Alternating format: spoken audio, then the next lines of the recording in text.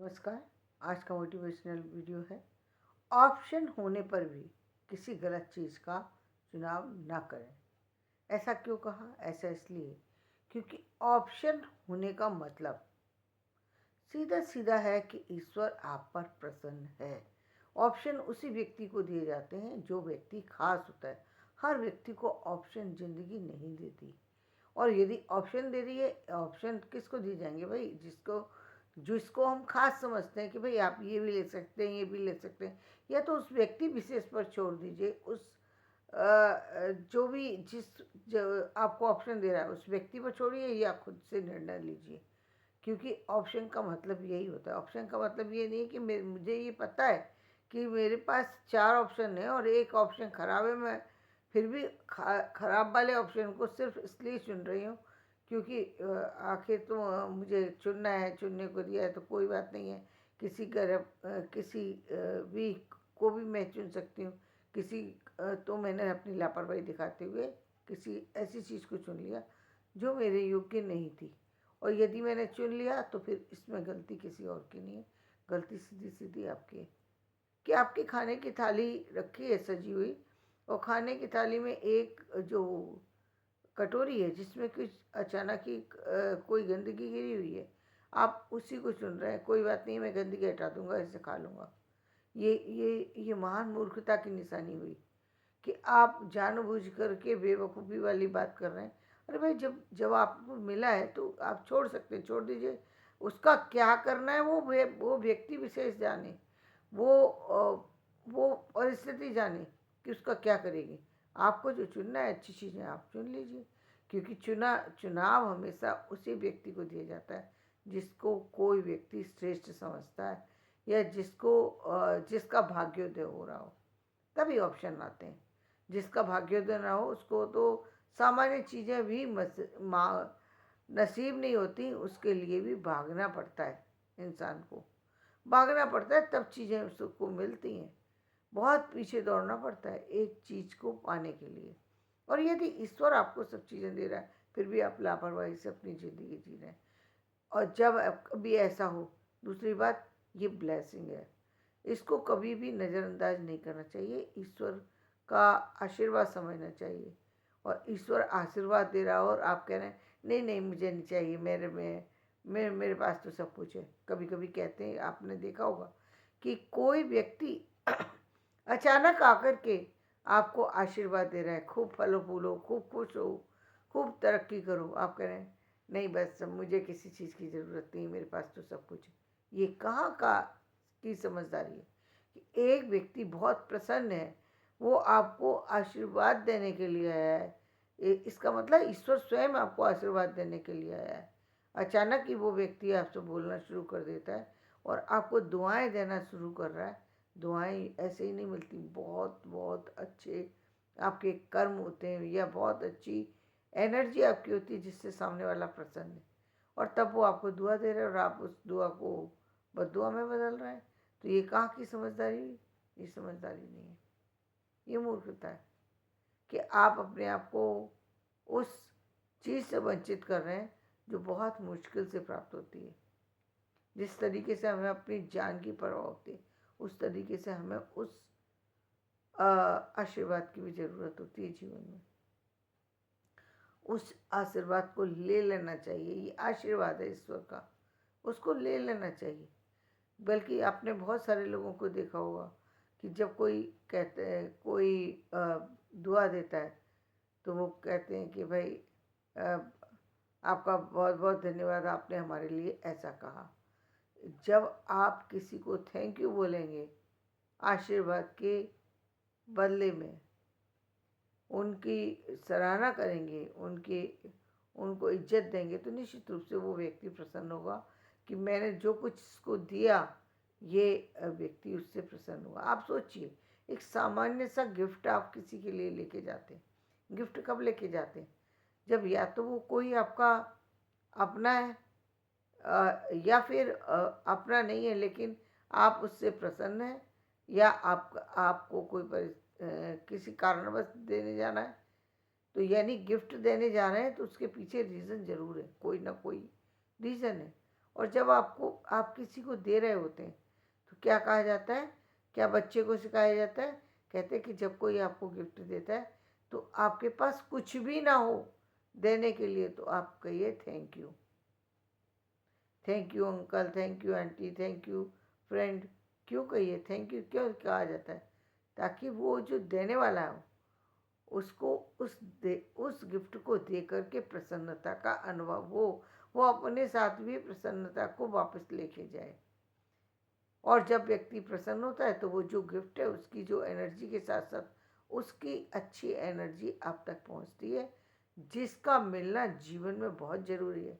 Negative चीज़ें आपको प्रतिदिन थोक में मिलती हैं, यानी बिना किसी कारण के मिल जाएगी, बिना आपने कुछ किया नहीं, और जरा सा आपसे कोई टकराया और बिना बात में चार बातें कह के चला गया। वो बहुत आसान चीज़ है।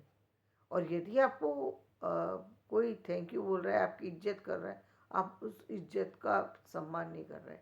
चाहे परिवार का कोई भी सदस्य हो सकता है, संसार का कोई सदस्य हो सकता है, आप जहाँ ऑफिस में काम करते हैं वहाँ का कोई सदस्य हो सकता है, बेशक वो आपके दबाव में ही आके कर रहा हो, लेकिन यदि कोई आपकी इज्जत कर रहा है तो उसको रेस्पेक्ट दीजिए, आप भी बदले में उसको इज्जत दीजिए। ये नहीं कि मेरा सर्वेंट है, इसकी तो ड्यूटी है करना, इसकी ड्यूटी कुछ नहीं है। फिर आपकी भी कोई ड्यूटी है, और यदि आप उस ड्यूटी को नज़रअंदाज कर रहे हैं तो फिर उसका खामियाजा आपको भुगतना पड़ेगा। आपने देखा भी होगा कि जब कोई ऐसा व्यक्ति जो आपके सामने आपकी ताकत के सामने खड़ा नहीं हो सकता, आपकी आपके औरे के सामने खड़ा नहीं हो सकता, जब वो आपको दुआएं देता है वो भी लगती हैं, बद दुआएं देता है वो भी लग जाती हैं। इसलिए बद दुआएं किसी की बुरी एनर्जी आपको ना मिले। जीवन में हमेशा आपके आसपास अच्छी एनर्जी हो। अच्छी एनर्जी होने का परिणाम क्या होता है? परिणाम ये होता है कि आप जिस काम में हाथ डालते हैं वहीं आपको सफलता मिलती है।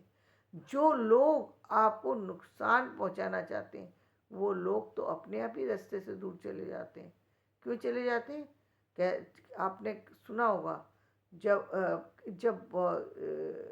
जब बहुत सारे लोग एक साथ होते हैं तो किसी भी बाहर के व्यक्ति की शक्ति नहीं है कि वो आपको छू भी पाए। कहते इस परिवार की संपन्नता का होना क्यों जरूरी है? कि बहुत सारे लोग रहते हैं एक घर में। अब दूसरा व्यक्ति, बाहर का व्यक्ति, उस पर किसी तरीके का अटैक नहीं कर सकता। अटैक करने से पहले उसे करोड़ों बार सोचना होगा, उसके बाद भी वो उसमें असफल ही होगा। क्यों असफल होगा? क्योंकि वो सब लोग एकजुट हैं। जहाँ संगे शक्ति युगे युगे, ये कहा गया है। क्योंकि संघ में तो निश्चित रूप से शक्ति थी, वहाँ पर शक्ति ढूंढनी नहीं पड़ती, अपने आप होती है। इसीलिए कभी कभी आपने ये भी देखा होगा, बल्कि आपको देखना चाहिए, इस चीज़ का अनुभव करना चाहिए। जब आप बहुत ज़्यादा परेशान हो, टेंशन में हो, निश्चित रूप से आपको भीड़ वाले लोगों के बीच चले जाएं आप।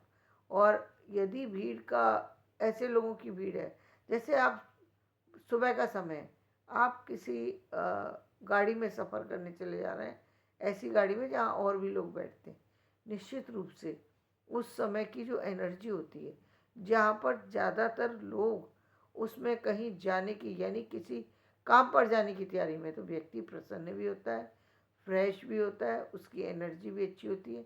उन लोगों के साथ यदि आप 2 मिनट का समय भी बिता लेंगे, 1 मिनट का समय भी बिता लेंगे, आपकी एनर्जी जो है वो बदल जाएगी, और आपके अंदर काम करने का, जिस काम को करने जा रहे थे उसका उत्साह बढ़ जाएगा। या उत्साह ना भी बढ़े, हो सकता है आप किसी गहरे दुख में हो, गहरी समस्या में हो, वो गहरी समस्या का समाधान क्या हो सकता है, आप समाधान निश्चित रूप से खोज लेंगे। क्योंकि अब आपके साथ आप अकेले नहीं हैं, बहुत सारे से लोग हैं। ठीक इसी तरीके से हमको नहीं मालूम होता, हम दुआएं और बद्दुआएं कमाते रहते हैं। जब हम दुआएं कमाते हैं, दुआओं की एनर्जी है, यानी इतने लोगों की ब्लेसिंग्स आपके साथ है। ब्लेसिंग्स को कभी खत्म नहीं होने देना चाहिए, और वो तभी हो सकता है जब आप किसी की दी हुई चीज़ को सम्मान करते हैं, चाहे वो व्यक्ति कोई भी हो और कुछ भी दे। कोई व्यक्ति आपको क्यों दे कोई चीज़, और यदि दे रहा है तो इसका मतलब या तो उसकी मजबूरी है या फिर वो आपका सम्मान करता है। दोनों चीज़ें, और दोनों स्थिति में आपको उसका भी सम्मान करना बहुत ज़रूरी है। किसी को भी निराश होकर के आपके पास से न गुजरना पड़े, ये हमेशा सोचना चाहिए। क्योंकि ये यदि आप इस चीज़ को ध्यान में रखते हैं तो निश्चित रूप से आपके पास चीज़ें अच्छी होती चली जाती हैं। आपने देखा होगा, अभी आप अब दूर कहाँ जाते हैं, अभी आपने देखा, अभी मुकेश अंबानी जी ने अपने बेटे की शादी की, इतने सारे स्पिरिचुअल लोगों को एक साथ बुलाया। क्यों बुलाया? आशीर्वाद देने के लिए। कौन सा आशीर्वाद? कि वो अब बच्चे के फलने फूलने का जब आशीर्वाद देते हैं, बेशक वो जन्म जन्मांतर से बहुत सारी बद्दुआएं समेट करके चला वो व्यक्ति, लेकिन जब सारे इतने सारे, वो भी कौन, धार्मिक लोग या इतने सारे जो है बड़े लोग, जो बड़े लोग का मतलब जो बड़े बड़े पदों पर काम कर रहे हैं, वो लोग एक साथ पहुंच गए, यानी वो अच्छी एनर्जी एक साथ पहुंच गई। और जिसके पास दुआएं होती हैं उसको किसी चीज़ की कमी कभी नहीं हो सकती। यानी बद दुआएं तो अपने आप ही रास्ता काट के चली जाती हैं। आपके रास्ते में तो कोई आ ही नहीं सकता, कोई चीज़ कर नहीं सकता। क्यों? देखिए, बहुत सारे लोग अब हम कहते हैं कि अपने अपने सुरक्षा की जब बात आती है तो हम क्या करते हैं, सैनिकों को क्यों इकट्ठा करते हैं? कि हमारी सुरक्षा कर सकें। आप किसी चीज़ की सुरक्षा के लिए सैनिकों को तैयार कर रहे हैं, और जहाँ सुरक्षा के हाथ खुद से बढ़ जाए, यानी हर पूरे ब्रह्मांड की सारी शक्तियाँ आपको आशीर्वाद देने के लिए तैयार हो जाए, तो फिर क्या होगा आपका? निश्चित रूप से आप वो काम करेंगे जो काम कोई नहीं कर सका आज तक, वो काम करेंगे।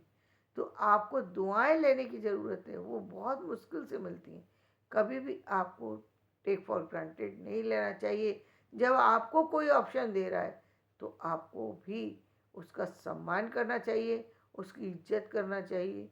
आप यदि चूज़ नहीं कर पाते हैं तो उस व्यक्ति पर ही छोड़ दें। वो जो भी अच्छा ऑप्शन होगा निश्चित रूप से आपकी तरफ उसी को बढ़ाएगा।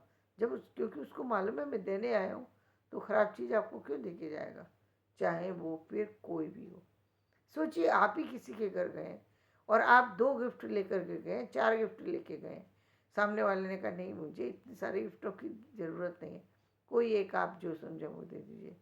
पहले तो वो जो लेके आए थे यदि आप सारे भी रख लेते तो कोई बुरा नहीं था, लेकिन आपने यदि कहा तो वो निश्चित रूप से यदि देगा तो सबसे जो बेस्ट होगा उसी को आपको देगा। क्यों? क्योंकि उसको पता है कि ये व्यक्ति बहुत अच्छा इंसान है, जो कि अब बिना किसी बात की चीज़ों को इकट्ठा नहीं करता, बिना किसी बात की ज़्यादा कुछ नहीं लेना चाहता। तो बहुत सारे लोग ऐसे हैं जो इस चीज़ को बहुत अच्छा मानते हैं कि ये व्यक्ति कितना अच्छा है, जो व्यर्थ के उसमें नहीं पड़ता, जो इसको चाहिए सिर्फ वही चीज़ चूज करता है। तो उसको भी लोग अच्छा समझ के, या फिर आपकी जो चीज़ की है उसकी इज्जत करता है, उसको फेंक नहीं देता। पहले ले ली सारी चीज़ें, और उसको कई बार होता है खाने की थाली में जितना आया वो सब पूरा ले लिया और उसके बाद सारा खाना छोड़ दिया। यानी आपने जो देने आया था उसका भी अपमान कर दिया, जो चीज़ आपके सामने आई थी उसका भी अपमान किया। आपको हमेशा कहा गया है कि खाने की थाली का अपमान नहीं होना चाहिए, वरना व्यक्ति खाने के लिए भी मोहताज होता है, दाने दाने के लिए भटकता फिरता है। फिर वो बैठ कर के भीख भी मांग रहा हो, उसको भीख भी नसीब नहीं होती कि तुम्हारे पास इतनी अच्छी चीज़ें थी तो तुमने उसकी इज्जत नहीं की, और जब कोई तुम्हें नहीं दे रहा तो अब मांगो भीख। तो जाकर के व्यक्ति भीख ही मांगता है, भीख के उसमें ही बैठ जाता है, और फिर उसको वो चीज़ भी नहीं, भीख भी नसीब नहीं होती। बहुत सारे लोग ऐसे हैं जो कई कई दिन तक भूखे सो जाते हैं, उनको भीख भी नसीब नहीं होती। क्यों? क्योंकि उन्होंने कभी किसी का सम्मान नहीं किया। निश्चित रूप से उनसे कोई गलती हो गई जिसके कारण से वो आज उस स्थिति में पहुंच गए। इसलिए दुआएं कमाइए, चीज़ें मिले तो उनका सम्मान कीजिए, लोग मिले उनका सम्मान कीजिए। जो कुछ ब्रह्मांड में ने आपको दिया है उस सबका सम्मान के साथ जो है अपने जीवन में उसको सम्मान के साथ स्वीकार कीजिए और आगे बढ़िए। जीवन यही कहता है, परिस्थिति यही कहती है, परिस्थिति यही कहती है। तो धन्यवाद। मेरा ये वीडियो आपको पसंद आए, लाइक करें, शेयर करें, सब्सक्राइब करें।